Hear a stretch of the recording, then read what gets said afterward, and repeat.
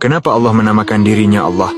Jawabannya di surah Toha ayat 14. Aku ini Allah. Tidak ada Tuhan selain aku, maka sembahlah aku dan laksanakan solat untuk mengingatku. Nama Allah dalam bahasa Arab terdiri dari 4 huruf, yaitu alif, lam, ha. Jika alifnya kita hilangkan, akan tersisa 3 huruf dan dibaca lillah. Al-Baqarah ayat 284, milik Allah lah semua yang ada di langit dan di bumi. Jika kita hilangkan 1 huruf, maka tersisa 2 huruf dan dibaca lahu. Di dalam surah Al-Baqarah ayat 255, bagi Allah apa yang ada di langit dan di bumi.